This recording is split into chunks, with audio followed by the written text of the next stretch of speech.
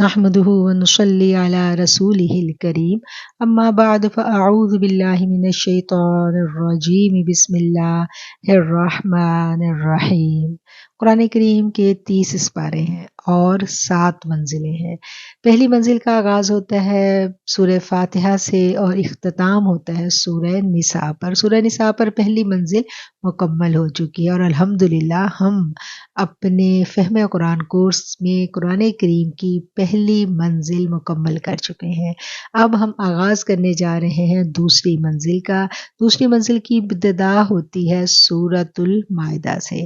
سورہ مائدہ مدنی سورت ہے اور اس کا آغاز ہوا تھا صلح حدیبیہ کے وقت، اور اس کے بعد یہ سورت جو ہے یہ مکمل ہوتی ہے، اس کا اختتام ہوتا ہے حجۃ الوداع کے موقع پر، جب میدان عرفات میں 9 ذی الحجہ میں وہ اس سورت کی مشہور آیت نازل ہوتی ہے الیوم اکملت لکم دینکم۔ اس آیت کے وہ جو مشہور آیت ہے، اس آیت کے نزول کے بعد ہمیں یہ پتہ چلتا ہے کہ قرآن کریم کو اللہ تعالیٰ نے مکمل کر دیا، یہ دین مکمل ہو گیا۔ اور اسی بنا پر حضرت عائشہ رضی اللہ تعالیٰ عنہ کی روایت ہم تک پہنچتی ہیں، وہ فرماتی ہیں کہ یہ سورت قرآن کریم کی آخری سورت ہے، لہٰذا جو اس میں حلال پاؤ اسے اپنے لیے حلال سمجھو، اور جو اس صورت میں حرام قرار دیا گیا اس کو حرام سمجھو۔ اسی بنا پر اس صورت کی تمام آیات کو محکم آیات کہا جاتا ہے، کیونکہ حتمی فیصلہ جو ہے وہ ہو جاتا ہے اس صورت میں۔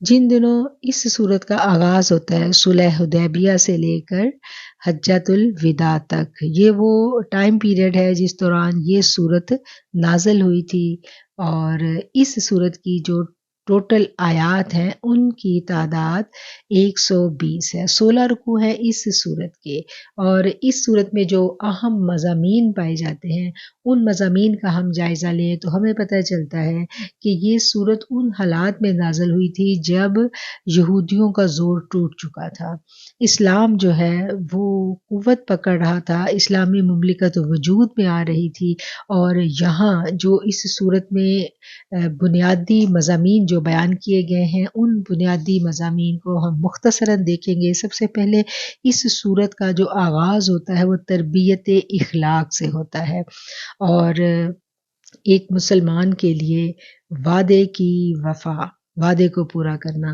اس کی اہمیت پر زور دیا گیا ہے، وعدہ انفرادی ہو یا قومی سطح پر ہو۔ اللہ تعالیٰ نے حکم دے دیا کہ تم نے اپنے وعدوں کو پورا کرنا، جو بھی وعدہ کرو اس کو تم پورا کرو۔ دوسری جو بات ہمیں اس صورت میں دوسرا مضمون نظر آتا ہے وہ یہ ہے کہ تورات اور انجیل اور قرآن، یہ تمام کی تمام کتابیں جو ہیں یہ آسمانی کتابیں ہیں۔ گویا کہ دوسرا مضمون جو اس صورت میں ہمیں نظر آئے گا وہ آسمانی کتابوں کے بارے میں ہمیں بتایا گیا کہ ساری کتابیں اللہ ہی کی طرف سے نازل کی گئی تھی، ان سب کا سرچشمہ ایک تھا، ان سب کا پیغام ایک تھا۔ سب کتابیں جتنے الہامی مذاہب ہیں وہ سارے کے سارے توحید کے علمبردار ہیں، یہ سارے کے سارے ایک ہی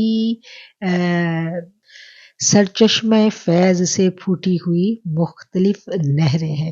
تورات کے متعلق اس صورت میں بتایا گیا کہ فیہا ھدی و نور، کہ اس میں ہدایت اور نور ہے۔ انجیل کے متعلق بھی اسی صورت میں الفاظ ہے فیہ ھدی و نور، اور قرآن کے متعلق تو بار بار یہی فرمایا گیا ہے۔ معلوم ہوا کہ یہ سب ہدایت ہے، سب میں ہی نور ہے، اور ہر کتاب میں اپنے زمانے کے مطابق شریعت کا مکمل ترین نظام، اخلاقیات اور معاملات کا واضح ضابطہ حیات موجود تھا، اور ان سب کا جامعہ اور تمام بلند اخلاقی قدروں کا نقیب، محافظ اور نگہبان قرآن کریم ہے۔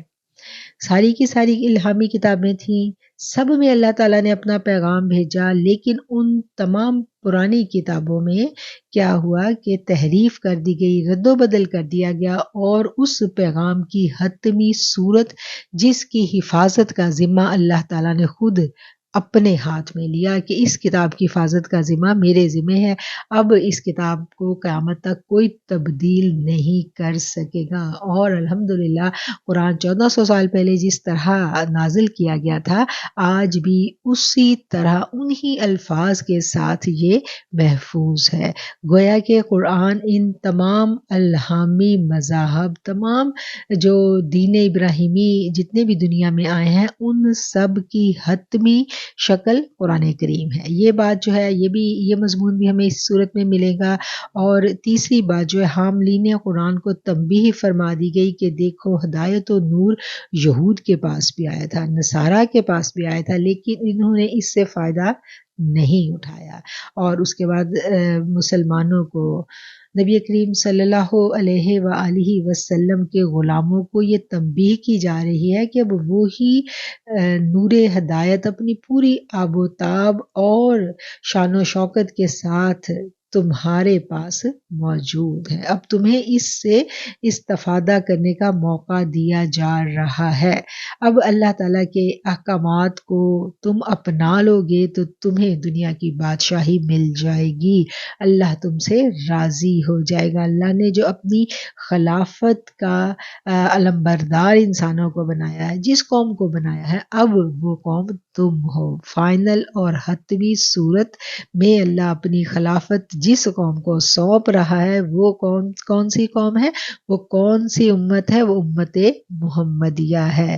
اب اگر اس کے علمبردار بن گئے، اس کو جی جان سے تم لوگوں نے اپنے سینوں سے لگا لیا، قبول کر لیا، اور اس کے تمام قوانین کی تم نے فرما برداری کی، تو پھر دنیا کی جو امامت ہے وہ تمہیں عطا کر دی جائے گی۔ اور اگر تم نے ایسا نہ کیا اور اپنی خواہشات نفس کے مطابق تم نے فیصلے کیے، تو پھر جو پرانی قومیں ان کا انجام تمہارے سامنے ہے۔ نیز فرما دیا کہ یہود و نصارہ خود بھٹکے ہوئے ہیں، وہ تمہیں بھی راہ حق سے بہلانے پھسلانے کی انتہائی کوششیں کریں گے، سو خبردار اور ہوشیار رہو اور ان کے دام فریب میں مت پھنس جانا۔ وَاحْذَرْهُمْ أَن يَفْتِنُوكَ عَن بَعْضِ مَا أَنزَلَ اللَّهُ إِلَيْكَ۔ اور ان آیتوں سے ہمیں یہ پتہ چلتا ہے کہ اللہ جو اپنا پیغام مسلمانوں کو دے رہا ہے، وہ پرانی کتابوں، پرانے مذاہب کی تصدیق کرتا ہے اور مسلمانوں کو متنبہ کرتا ہے کہ سوچ سمجھ کر اللہ کے پیغام کو پکڑنا۔ تمہیں بہلانے پھسلانے والے بڑے آئیں گے، لیکن تم نے ان کی باتوں میں، ان کے بہلاوے میں آ کر اپنے دین کو نہیں چھوڑنا، اور اگر تم نے ایسا کیا تو پھر تمہیں اللہ کے غضب سے کوئی نہیں بچا سکے گا۔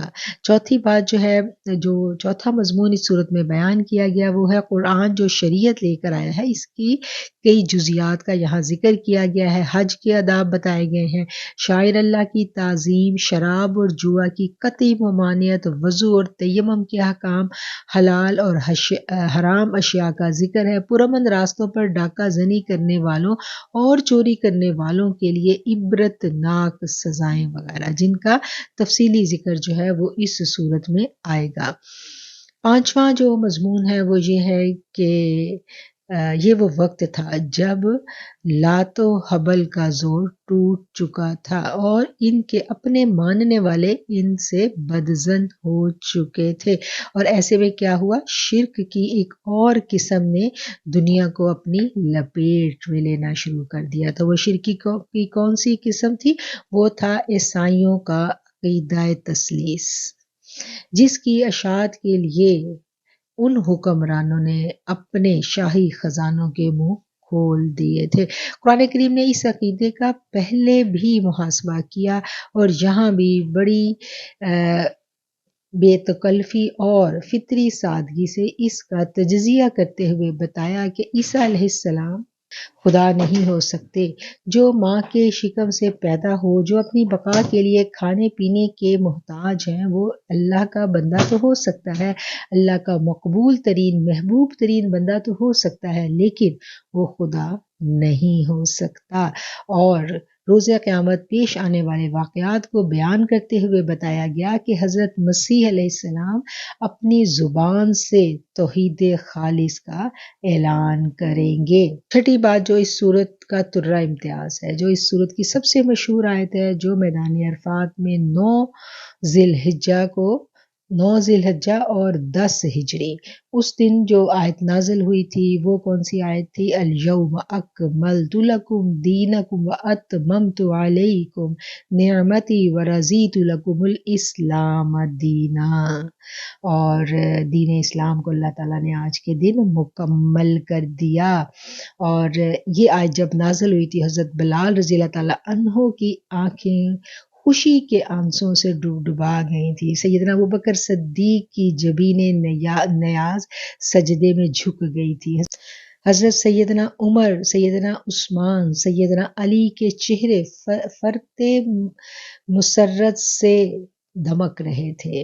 اور یہ وہ وقت تھا کہ جب صحابہ کرام اللہ کے حضور شکر گزاری میں پورے کے پورے جھک گئے اور جھوم رہے تھے۔ کائنات کا ذرہ ذرہ ان کی خوشی میں ان کے ساتھ جھوم رہا تھا۔ یہ وہ تمام مضامین تھے جو اس صورت میں بیان کیے گئے ہیں۔ ہم اس صورت کا آغاز کرنے جا رہے ہیں۔ اس سے پہلے ایک اور بات میں گوش گزار کر دوں کہ اس صورت کا آغاز ہوتا ہے یا ایھا الذین آمنو سے۔ یا ایھا الذین آمنو، اے لوگو جو ایمان لائے ہو۔ یہ قرآن کا انداز تخاطب ہے۔ قرآن نے 88 مرتبہ یعنی 88 مرتبہ قرآن کریم نے مسلمانوں کو، قرآن پڑھنے والوں کو یا ایھا الذین آمنو کہہ کر مخاطب کیا۔ اور جب ہم غور و فکر کریں تو ہمیں پتہ چلتا ہے کہ 16 مرتبہ صرف اسی صورت میں یا ایھا الذین آمنو کہہ کر مخاطب کیا گیا ہے۔ یعنی ٹوٹل جو اعداد و شمار ہے اس کے مطابق 88 مرتبہ پورے قرآن میں اللہ تعالیٰ نے یا ایھا الذین آمنو کہہ کر مخاطب کیا، ڈائریکٹ ایمان والوں کو مخاطب کیا۔ کہیں اللہ ڈائریکٹ ایمان والوں کو مخاطب کرتا ہے، کہیں اللہ کیا کہتا ہے؟ یا ایھا الناس، ٹوٹل انسانیت جو ہے وہ مخاطب ہوتی ہے، اے لوگو۔ اور کہیں اے ایمان والو، ایمان والو 88 دفعہ کہہ کر مخاطب کیا گیا، جن میں سے 16 مرتبہ اس صورت میں مخاطب کیا گیا۔ وجہ کیا ہے کہ یہ احکامات کی صورت ہے۔ یہاں اس صورت میں اللہ تعالیٰ نے مسلمانوں کو احکامات دیے ہیں اور ان احکامات کو پورا کرنا لازم ہے، فرض بتا دیا، یہ حلال ہے، یہ حرام ہے، قوانین بتا دیے گئے۔ اور ایک اور چیز جو اس صورت کو جب ہم پڑھیں گے تو ہمیں پتہ چلے گی کہ اس صورت میں جب آیات کا اینڈ ہوتا ہے تو آیات کا اینڈ میں اللہ تعالیٰ کا جو انداز ہے وہ شدت والا ہے، حکمیہ ہے، سختی والا ہے۔ سورہ مائدہ کے بارے میں ہمیں ایک روایت پہ ملتا ہے کہ کہا گیا کہ اپنے مردوں کو سورہ مائدہ سکھاؤ اور اپنی عورتوں کو سورہ نور کی تعلیم دو، کیونکہ سورہ مائدہ میں احکامات کی فرضیت کے بارے میں حتمی انداز میں بیان کیا گیا ہے، جبکہ سورہ نور ہے اس میں خواتین کے جو مسائل ہیں وہ کھول کر بیان کیے گئے ہیں، پردے کے احکامات ہیں اور خانگی زندگی کے متعلق احکامات ہیں۔ اب ہم آغاز کریں گے سورۃ المائدہ کا۔ اعوذ باللہ من الشیطان الرجیم، بسم اللہ الرحمن الرحیم۔ یا ایھا الذین آمنوا اوفوا بالعقود، احلت لکم بہیمۃ الانعام الا ما یتلی علیکم غیر محل الصید وانتم حرم، ان اللہ یحکم ما یرید۔ اے ایمان والو، عہد و پیمان پورے کرو۔ تمہارے لیے مویشی چوپائے حلال کیے گئے ہیں بجز ان کے جن کے نام پڑھ کر سنا دیے جائیں گے، مگر حالت احرام میں شکار کو حلال جاننے والے مت بننا، یقیناً اللہ جو چاہے حکم کرتا ہے۔ صدق اللہ العظیم وصدق رسولہ النبی الکریم۔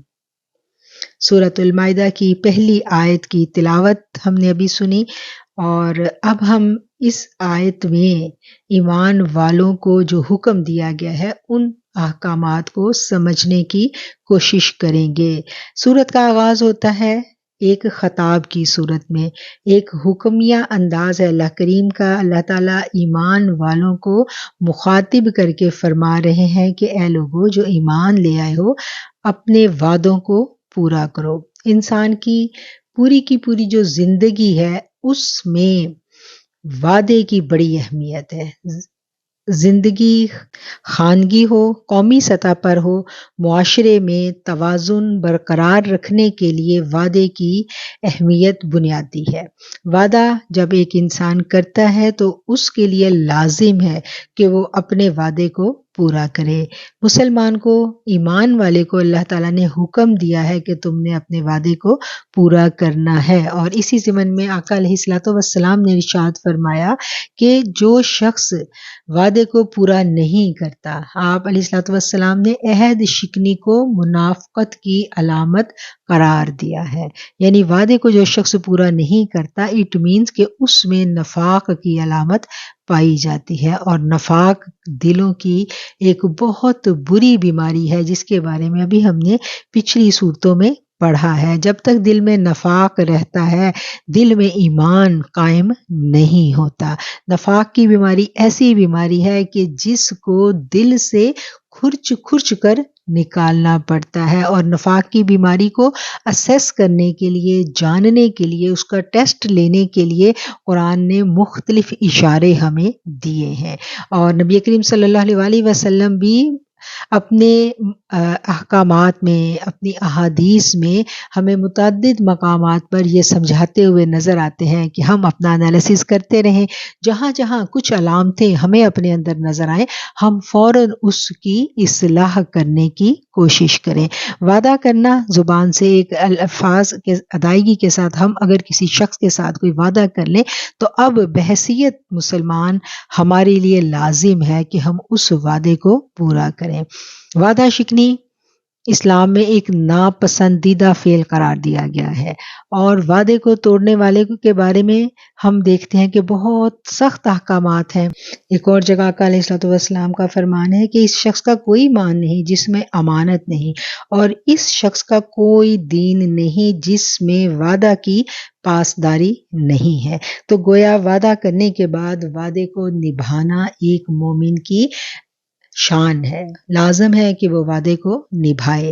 اسی طرح زندگی کے اندر ہر رشتے میں، ہر تعلق میں وعدے کی پاسداری جو ہے وہ رشتوں میں، لین دین میں، تعلقات میں، کاروباری معاملات میں، ہر معاملے میں وعدے کی پاسداری جو ہے وہ توازن کو برقرار رکھتی ہے۔ میاں بیوی جن کا رشتہ جو ہے وہ اس اسلامی معاشرے میں ایک بنیادی رشتہ ہے، اس رشتے کی بنیاد جو ہے وہ بھی ایک وعدے پر ہے۔ نکاح جو ہے، بالقعودی نکاح کی جو گرہ ہے وہ بھی ایک وعدے پر بیس کرتی ہے۔ دونوں میاں بیوی گواہوں کی موجودگی میں اقرار کرتے ہیں، عہد و پیمان کرتے ہیں کہ وہ اللہ کے احکامات کے مطابق اس رشتے کو نبھائیں گے، اور پھر انہوں نے اس رشتے کو تمام زندگی اسی طرح ایمانداری اور دیانتداری کے ساتھ نبھانا ہوتا ہے۔ اگر وعدے کی پاسداری نہ ہو تو ہم دیکھیں کہ زندگی کے ہر معاملے میں ایک بگاڑ پیدا ہو جائے، ہر طرف لڑائی جھگڑا اور بدامنی پیدا ہو جائے اگر وعدے کی پاسداری جہاں پر نہ ہو۔ اس لیے مسلمان کو زندگی گزارنے کے جو بنیادی اصول اسلام نے دیے ہیں ان میں وعدے کی پاسداری جو ہے اس کو بڑی بنیادی حیثیت حاصل ہے۔ اس سورہ مائدہ جس سورت کو احکامات کی سورت کہا جاتا ہے، اس کی پہلی آیت میں سب سے پہلا حکم جو دیا گیا وہ یہی دیا گیا کہ جب وعدے کر لو تو اپنے وعدوں کو پورا کرو۔ وعدے کو پورا کرنا مومن کی شان ہے، مومن کے لیے لازمی قرار دے دیا گیا۔ اس کے آگے پھر آ گیا احلت لکم بہیمۃ الانعام، حلال کر دیے گئے تمہارے لیے چوپائے مویشی جانور، جتنے بھی جو جانور ہیں اللہ تعالیٰ نے مسلمانوں پر حلال کیے ہیں وہ پچھلی امتوں پر بھی حلال تھے۔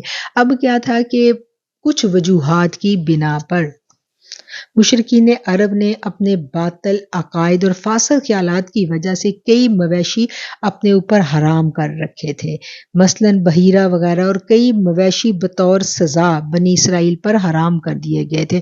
اب مسلمانوں کو یہ حکم دیا جا رہا ہے کہ یہ جانور تمہارے لیے حلال ہیں، اور جو جانور مسلمانوں کے لیے حلال قرار دیے گئے ان کے بارے میں بھی ہم دیکھتے ہیں کہ اسی آیت کے اگلے حصے میں بیان کیا گیا کہ وہ جانور جو تمہارے اوپر حلال قرار دیے گئے ہیں، وہ جانور حالت احرام میں تم نے شکار نہیں کرنے۔ اب جب تم حالت احرام میں ہو، پرانے وقتوں میں یہ تھا نا کہ احرام جہاں پر لوگ پیدل قافلوں کی صورت میں سفر کیا کرتے تھے تو راستے میں کھانے پینے کے لیے ان کو وہ شکار کیا کرتے تھے، لیکن جب احرام باندھ لیا تو احرام کی حالت میں پھر شکار جو ہے وہ منع کر دیا گیا۔ لیکن جو سمندری سفر کرے ان کے لیے منع نہیں ہے، وہ سمندر سے مچھلیاں پکڑ کر کھا سکتے ہیں، لیکن جو زمینی سفر کرے گا اس کے لیے یہ جائز نہیں ہے کہ وہ شکار کر کے کھائے۔ بے شک وہ حلال جانور ہے، لیکن وہ حلال جانور کو شکار کر کر نہیں کھا سکتا، حالت احرام میں شکار منع ہے۔ اسی وجہ سے اس آیت کو جب ہم سمجھیں تو ہمیں یہ پتہ چلتا ہے کہ حالت احرام میں شکار کو حلال جاننے والے مت بننا، کہ جو جانور حلال ہے وہ حالت احرام میں شکار کر کے تم نہیں کھا سکتے۔ حالت احرام میں شکار کرنا ہی منع ہے۔ جب شکار کرنا ہی منع ہے تو پھر اس سے اگلا سٹیپ ہے کہ جانور حلال ہے یا حرام ہے۔ جو جانور حلال ہے وہ حلال ہے۔ گوشت حالت احرام میں گوشت آپ کھا سکتے ہیں، لیکن خود اس کا شکار کر کے نہیں کھایا جا سکتا، ٹھیک ہے۔ اب آپ حالت احرام میں ہیں، مکہ گئے ہیں، مدینہ گئے ہیں، آپ کو وہاں سے بازار سے آپ کھانا خرید کر کھاتے ہیں، گوشت کھاتے ہیں، مرغی کا گوشت کھاتے ہیں، بکرے کا کھاتے ہیں، گائے کا کھاتے ہیں، وہ ذبح کیا ہوا گوشت ہے، وہ جائز ہے کھانا، لیکن خود سے شکار کرنا وہ منع ہے، کیونکہ احرام کی حالت میں شکار نہیں کیا جا سکتا۔ اور پھر اس سے آگے اللہ تعالیٰ فرما رہے ہیں یقیناً اللہ جو چاہے وہ حکم فرماتا ہے۔ اب کیا ہے کہ آیت کا جو آخری حصہ ہے وہ ایک حتمی انداز ہے، اللہ تعالیٰ حتمی انداز میں اعلان کر رہے ہیں کہ اللہ جو چاہے وہ فرماتا ہے۔ اب اس میں کسی کو اعتراض کرنے کی کوئی ضرورت نہیں ہے کہ کوئی کسی کے ذہن میں یہ اعتراض آئے کہ یہ حلال جانور ہے تو پھر حالت احرام میں ہم شکار کر کے کیوں نہیں کھا سکتے۔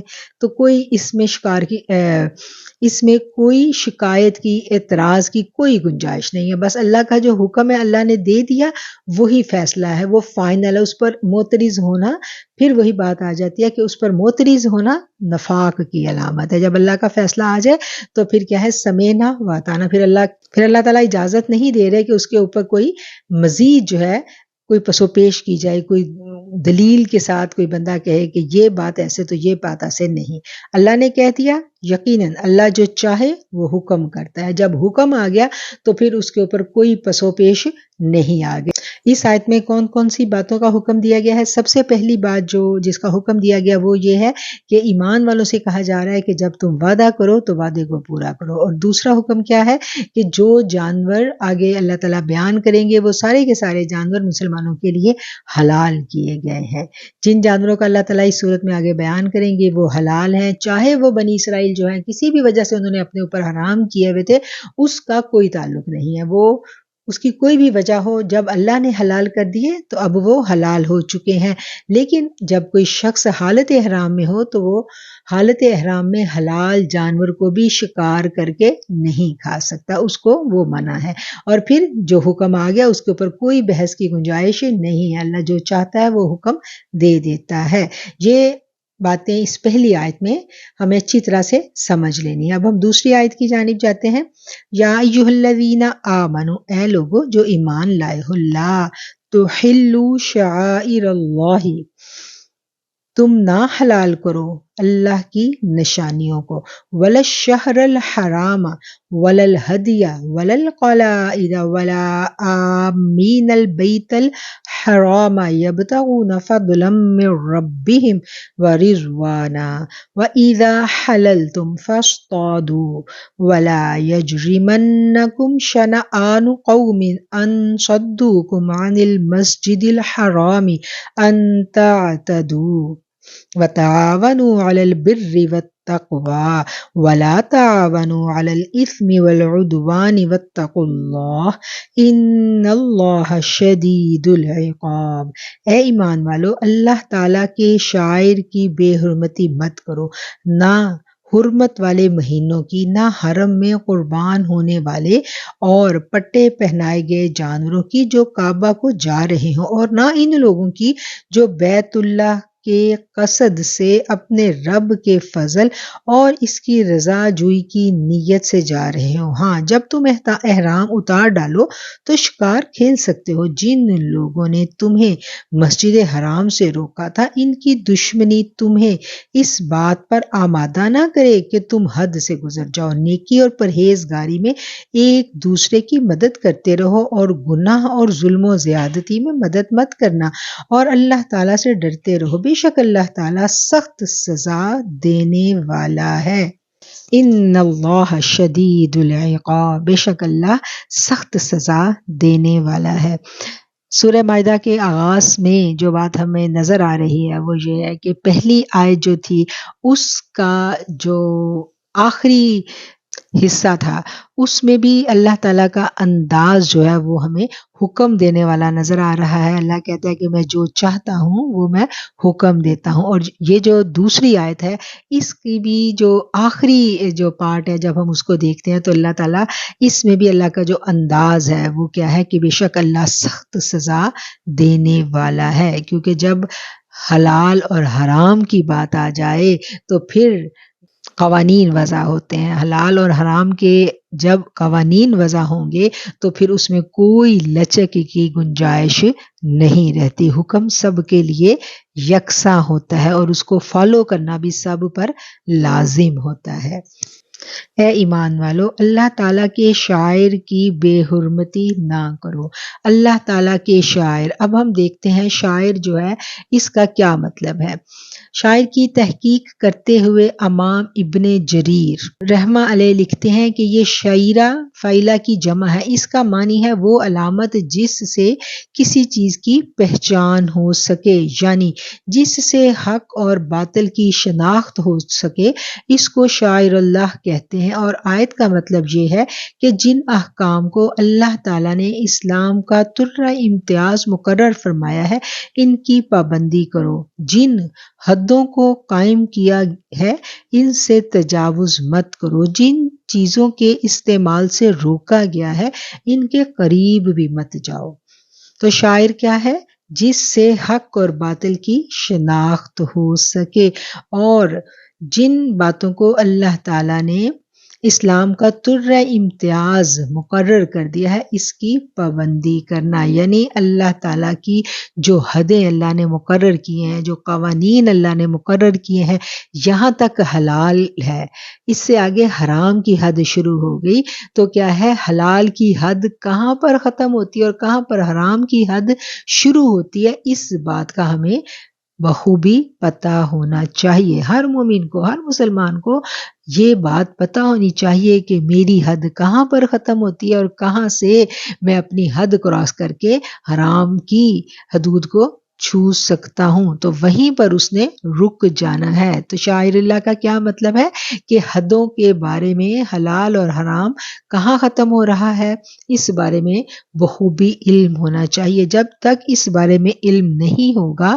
ہمیں پتہ ہی نہیں کہ ہماری حد کہاں ختم ہو رہی ہے، اور پہلے تو ان حدود کا علم ہونا ضروری ہے، اور جب ان حدود کا علم ہوگا تو پھر کیا ہے، پھر ہمیں اس آیت کی سمجھ آئے گی کہ اللہ کیا کہہ رہا ہے کہ شاعر کی بے حرمتی مت کرو، کہ یعنی جہاں تک اللہ تعالیٰ نے حلال کہا ہے وہیں تک رہو، اس سے آگے جانا کیا ہے، حلال کی حد کو توڑ کے حرام کی حد میں داخل ہونا کیا ہے، ان شاعر کی بے حرمتی ہے۔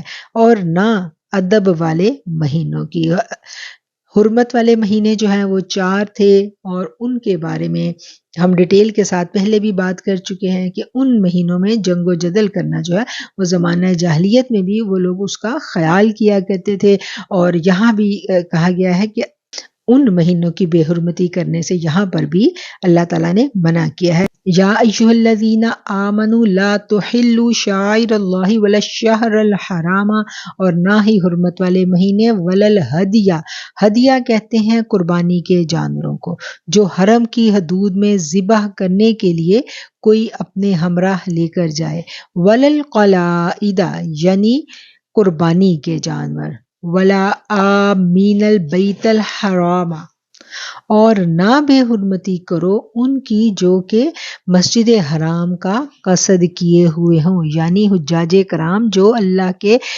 گھر جانے کا ارادہ کر کے اپنے گھروں سے نکل گئے، جب وہ نکل گئے تو پھر کیا ہے، وہ اللہ کے مہمان ہیں، جب وہ اللہ کے مہمان ہیں تو اللہ کیا کہہ رہا ہے کہ میرے مہمانوں کی بے حرمتی مت کرو، ان کی تکریم کرنی ہے، یبتغون فضلا من ربہم ورضوانا، جو اپنے رب کے فضل اور اس کی رضا جوئی کی نیت سے جا رہے ہوں۔ حاجی جب اپنے گھروں سے نکلتے تھے پرانے وقتوں میں تو وہ اپنے جو قربانی کے جانور ہیں وہ ساتھ لے کے جایا کرتے تھے۔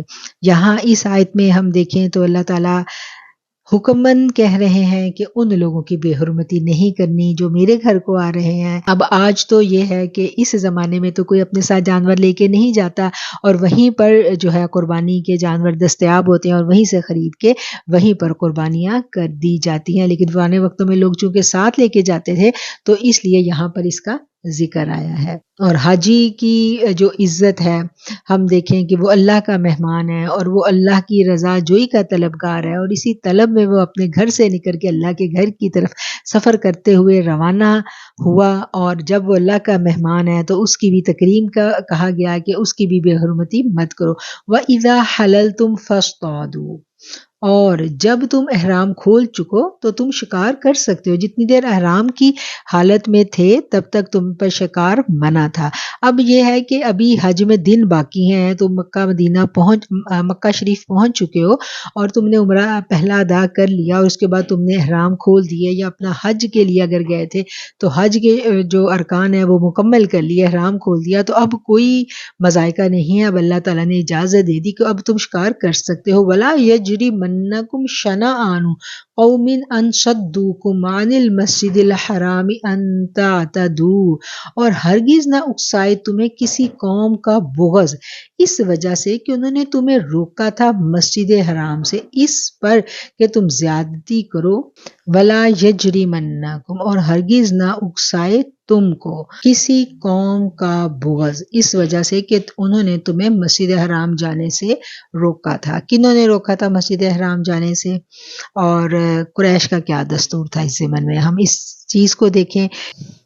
قریش مکہ کا یہ دستور تھا کہ حج عمرہ کے لیے کسی پر بھی کوئی پابندی نہیں تھی، کوئی جانی دشمن بھی حرم کا مہمان بن کر آ جاتا تو یہ اس کا احترام کیا کرتے تھے، اس کی خدمت کی جاتی تھی، لیکن جب 6 ہجری میں آقا علیہ الصلوۃ والسلام اپنے 1400 صحابہ کرام کے ہمراہ عمرہ کے ارادہ سے آئے تو کفار مکہ نے ان کو داخل ہونے سے روک دیا اور ان تمام سابقہ روایات کو بالائے طاق رکھ دیا جو زائرین کعبہ کے لیے ان کے ہاں مروج تھی۔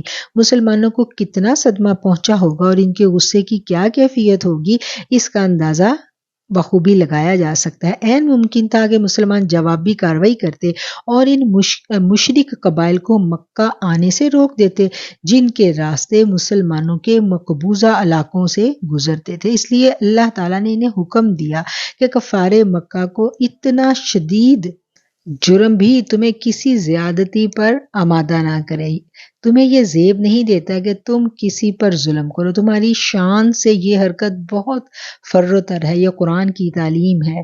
قرآن کریم اپنے ماننے والوں کی اخلاقی تربیت بہت بلند اصولوں پر کر رہا ہے۔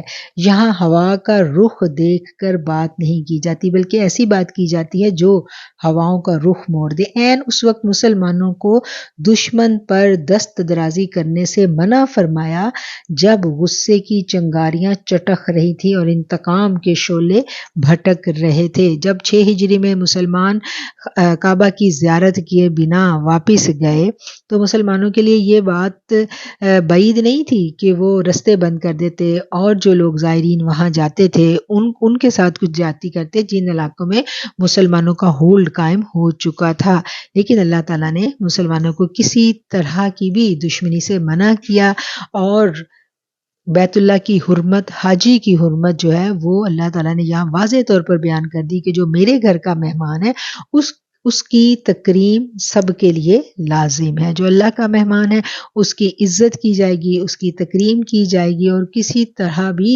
اس کے ساتھ ظلم و زیادتی والا معاملہ نہیں کیا جائے گا۔ خاص طور پر کسی قوم کی دشمنی کی وجہ سے جو ہے ایسا مسلمان کرنا گزرے، مسلمانوں کو متنبہ ان آیات میں کر دیا گیا ہے۔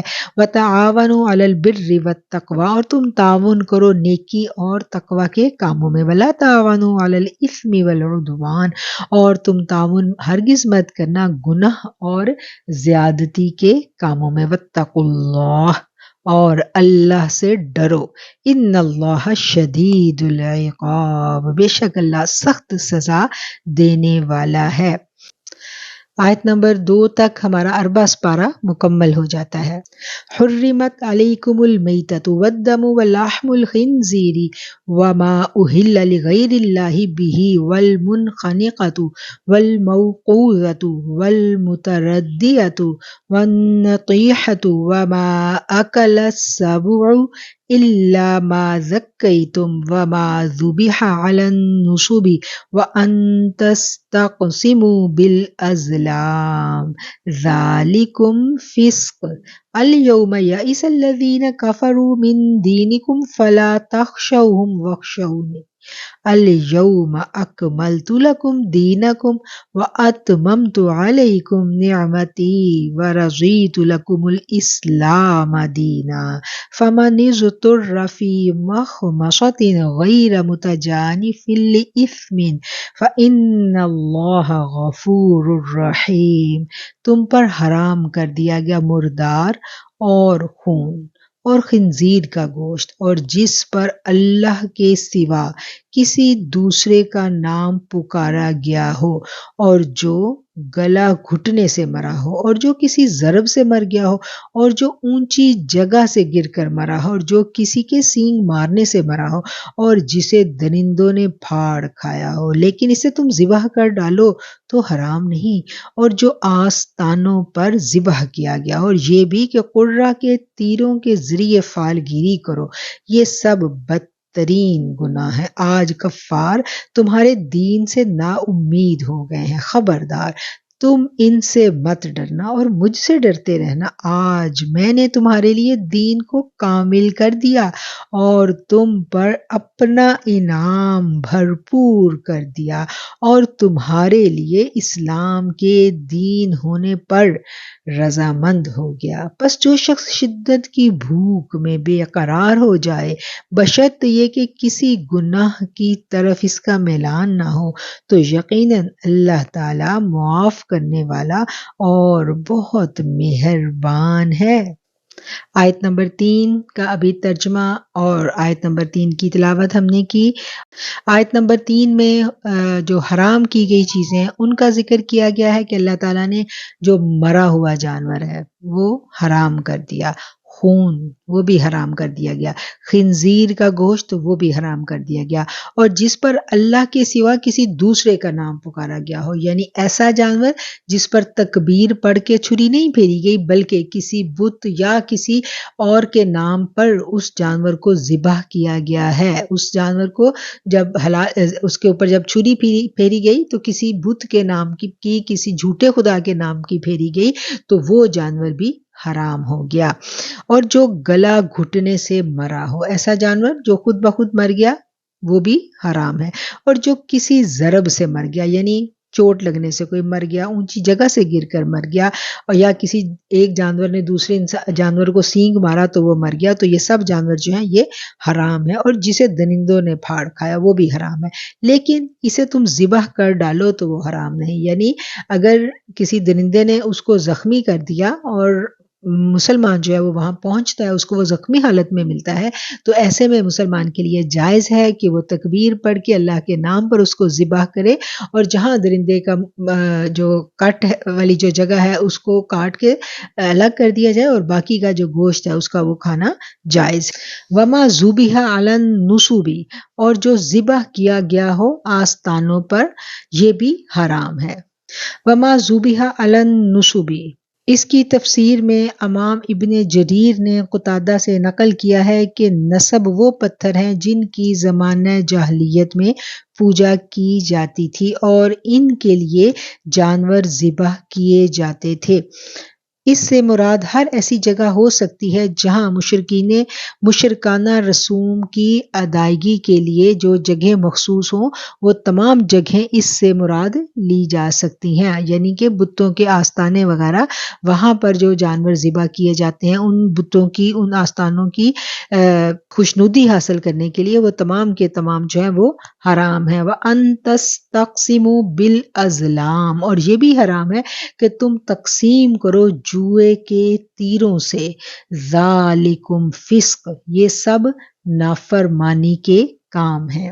وَأَن تَسْتَقْسِمُوا، اور یہ کہ تم قسمت کا حال معلوم کرو بالازلام، تیروں کے ذریعے، تیروں کے ذریعے قسمت کا حال معلوم کرنا، قسمت کا حال تیروں سے معلوم کرنا یہ کیا ہے؟ اس کے بارے میں ہم دیکھتے ہیں کہ مشرکین کی یہ عادت تھی کہ جب کوئی کام کرنے لگتے تو کسی کپڑے وغیرہ میں 3 تیر جو اس مقصد کے لیے پہلے سے تیار کر کے رکھے ہوتے ڈالتے تھے۔ ایک پر لکھا جاتا امرانی ربی، میرے رب نے مجھے اس کا حکم دیا ہے، دوسرے پر لکھا جاتا میرے رب نے مجھے اس سے منع کیا ہے، اور تیسرا خالی ہوتا، آنکھیں بند کر کے ہاتھ ڈال کر نکالتے اور جو تیر نکلتا اس کے مطابق عمل کرتے تھے۔ اس فعل سے انہیں روکا جا رہا ہے کیونکہ جب کسی چیز کے کرنے یا نہ کرنے کا فیصلہ کرنا ہو تو ان کو عقل سے کام لینا چاہیے اور اس کے فوائد اور نقصانات کا پوری سنجیدگی سے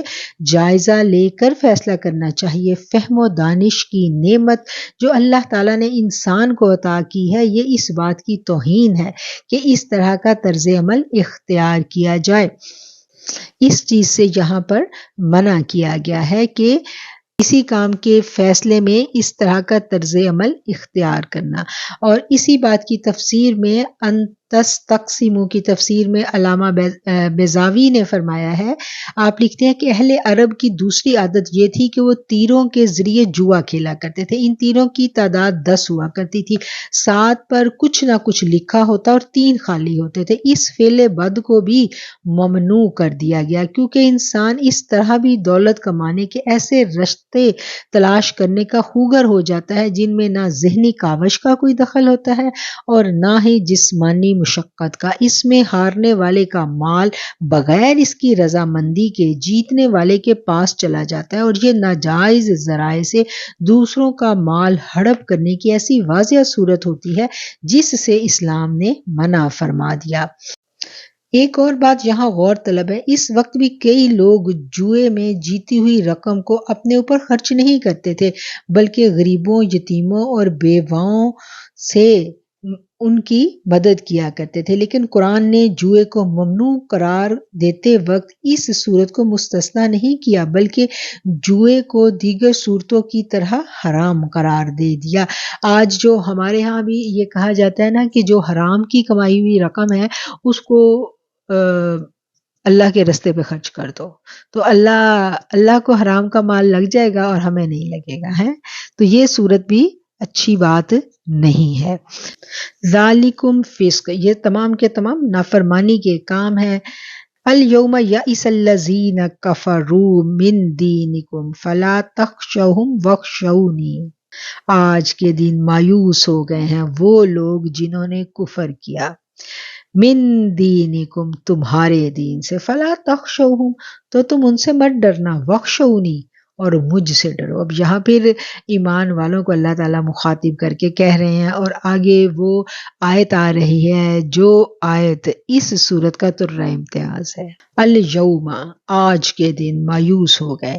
آج کے دن کون سا آج کا دن تھا؟ یہ دن تھا جی 9 ذی الحجہ کا دن تھا، اور یہ وہ دن تھا جب حجۃ الوداع کا موقع تھا اور لوگ جوک در جوک اسلام میں داخل ہو چکے تھے۔ اسلام کی ایک مکمل صورت جو ہے اس پر اسلامی معاشرے کی بنیاد رکھ دی گئی تھی، اور وہ جو بنیاد رکھی گئی تھی اب وہ معاشرہ نکھر کر سامنے آ رہا تھا۔ آقا علیہ الصلوۃ والسلام کی تربیت یافتہ صحابہ کرام جو ہیں وہ پوری جانفشانی کے ساتھ اپنے جانوں پر دین اسلام لاگو کیے ہوئے تھے۔ وہ جو اللہ نے کہا نا کہ دین اسلام میں پورے کے پورے داخل ہو جاؤ، تو وہ انسانوں کی بہترین جماعت تھی جو دین میں پوری کی پوری داخل ہو چکی تھی، اور انہی جان نثار صحابہ کرام کا ٹھاٹھے ماتا سمندر تھا جو اس وقت آقا علیہ الصلوۃ والسلام کے ساتھ میدان عرفات میں موجود تھا، اور وہاں پر یہ آیت جو ہے وہ نازل ہوتی ہے، اور اللہ تعالیٰ فرما رہے ہیں الیوم یئس الذین کفروا،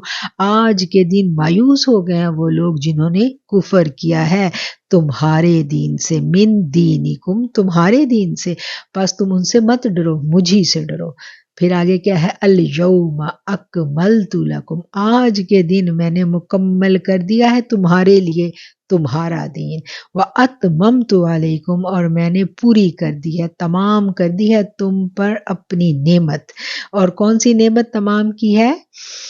وَرَضِيتُ لَكُمُ الْإِسْلَامَ دِينًا، وہ سب سے پیاری نعمت جو اللہ تعالیٰ نے مکمل کی ہم پر وہ کون سی ہے؟ وہ دین اسلام ہے۔ اور اللہ کہہ رہا ہے اور میں نے پسند کر لیا ہے تمہارے لیے اسلام کو بطور دین۔ یہی وہ آیت ہے جس کے بارے میں یہودیوں نے کہا تھا نا کہ اگر یہ آیت ہم پر نازل ہوتی تو ہم اس دن عید منایا کرتے۔ تو سیدنا عمر رضی اللہ تعالیٰ عنہ نے فرمایا کون سی آیت؟ تو پھر اس نے جواب دیا الیوم اکملت لکم دینکم واتممت علیکم نعمتی، آج میں نے تم پر اپنے دین کو مکمل کر دی اور اپنی نعمت تم پر پوری کر دی۔ اس پر سیدنا عمر رضی اللہ تعالیٰ عنہ نے فرمایا مجھے خوب معلوم ہے کہ یہ آیت کہاں نازل ہوئی تھی۔ جب یہ آیت نازل ہوئی تھی تو رسول اللہ صلی اللہ علیہ وآلہ وسلم اس وقت میدان عرفات میں کھڑے ہوئے تھے، اور وہ کون سا موقع تھا؟ وہ حج کا موقع تھا، 9 ذی الحجہ تھی، میدان عرفات تھا، اور اس دن کے بارے میں جو ہے اللہ تعالیٰ فرما رہے ہیں کہ آج اس نعمت کو تم پر میں نے پورا کر دیا۔ اور وہ نعمت کیا ہے؟ وہ نعمت ہے دین اسلام، اور یہ وہ دین ہے جس کو اللہ تعالیٰ نے ہمارے لیے مسلمانوں کے لیے پسند فرمایا ہے۔ فَمَنِ اضْطُرَّ فِي مَخْمَصَةٍ غَيْرَ مُتَجَانِفٍ لِإِثْمٍ، تو جو کوئی مجبور کیا جائے بھوک کی وجہ سے اور وہ گناہ کی جانب مائل ہو جانے والا نہ ہو تو اس پر کوئی گناہ نہیں ہے۔ یعنی یہ جو مردار جانور ہیں اس کا کھانا ایک مسلمان کے لیے حرام ہے، لیکن اگر کوئی کسی شخص پر ایسی مجبوری آ جائے کہ اس کے پاس کھانے کو کچھ بھی نہیں ہے، کچھ بھی نہیں ہے، اور وہ بالکل اس کو یہ اندیشہ ہے کہ وہ بھوک سے مر جائے گا، تو ایسے میں اس پر وہ حرام کی ہوئی چیز بھی اللہ کہتا ہے کہ میں اس کی اجازت دیتا ہوں، تو ایسے مجبوری کی حالت میں وہ اس حرام چیز کی بھی اجازت جو ہے اس کو مل جاتی ہے، اور وہ اس حرام چیز کو کھا سکتا ہے۔ لیکن کیا ہے کہ اس کا دل اس کی جانب مائل نہ ہو، وہ شوق سے نہیں کھا رہا، وہ بحالت مجبوری میں کھا رہا ہے، اور صرف اتنا ہی کھائے گا جتنا کھا کر وہ اپنی زندگی کو بچا سکے، اس سے زیادہ وہ نہیں کھائے گا، یعنی پیٹ بھر کر نہیں کھائے گا، بس اس کو اتنا کہ وہ زندگی اپنی بچا سکے، اور اس کا دل جو ہے وہ گناہ کی جانب مائل ہونے والا نہ ہو، بحالت مجبوری میں وہ کھا رہا ہو تو پھر اس پر کوئی گناہ نہیں ہے۔ فَإِنَّ اللَّهَ غَفُورٌ رَحِيمٌ، اور بے شک اللہ تعالیٰ بخشنے والا مہربان ہے۔ یہاں ہم اپنے آج کے درس قرآن کا اختتام کرتے ہیں۔ 3 آیتیں سورہ مائدہ کی ہم نے آج پڑھی، ان کا ایک مرتبہ با محاورہ ترجمہ ہم ریوائز کر لیتے ہیں، اور پھر اس کے بعد ہم انشاءاللہ دعا کریں گے۔ اے ایمان والو، عہد و پیمان پورے کرو، تمہارے لیے مویشی چپائے حلال کیے گئے بجز ان کے جن کے نام پڑھ کر سنا دیے جائیں گے، مگر حالت احرام میں شکار کو حلال جاننے والے نہ بننا، یقیناً اللہ جو چاہے حکم کرتا ہے۔ اے ایمان والو، اللہ کے شعائر کی بے حرمتی مت کرو، نہ ادب والے مہینوں کی، نہ حرم میں قربان ہونے والے اور پٹے پہنائے گئے جانوروں کی جو کعبہ کو جا رہے ہیں، اور نہ ان لوگوں کی جو بیت اللہ کے قصد سے اپنے رب کے فضل اور اس کی رضا جوئی کی نیت سے جا رہے ہوں۔ ہاں، تم احرام اتار ڈالو تو شکار کھیل سکتے ہو۔ جن لوگوں نے تمہیں مسجد حرام جانے سے روکا تھا، ان کی دشمنی تمہیں اس بات پر آمادہ نہ کرے کہ تم حد سے گزر جاؤ۔ نیکی اور پرہیزگاری میں ایک دوسرے کی مدد کرتے رہو اور گناہ اور ظلم و زیادتی میں مدد مت کرو، اور اللہ تعالیٰ سے ڈرتے رہو، بے شک اللہ تعالیٰ سخت سزا دینے والا ہے۔ تم پر حرام کر دیا گیا مردار اور خون اور خنزیر کا گوشت، اور جس پر اللہ کے سوا دوسرے کا نام پکارا جائے، اور جو گلا گھٹنے سے مرا ہو، اور جو کسی ضرب سے مر گیا ہو، اور جو اونچی جگہ سے گر کر مرا ہو، اور جو کسی کے سینگ مارنے سے مرا ہو، اور جسے درندوں نے پھاڑ کھایا ہو، لیکن اسے تم ذبح کر ڈالو تو حرام نہیں، اور جو آستانوں پر ذبح کیا گیا ہو، اور یہ بھی کہ قرہ کے تیروں کے ذریعے فال گیری کرو، یہ سب بدترین گناہ ہے۔ آج کفار تمہارے دین سے نا امید ہو گئے، خبردار تم ان سے مت ڈرنا اور مجھ سے ڈرتے رہنا۔ آج میں نے تمہارے لیے دین کو کامل کر دیا اور تم پر اپنا انعام بھرپور کر دیا، اور تمہارے لیے اسلام کے دین ہونے پر رضامند ہو گیا۔ بس جو شخص شدت کی بھوک میں بے قرار ہو جائے، بشرط یہ کہ کسی گناہ کی طرف اس کا میلان نہ ہو، تو یقیناً اللہ تعالیٰ معاف کرنے والا اور بہت بڑا مہربان ہے۔ صدق اللہ العظیم و صدق رسولہ النبی الکریم۔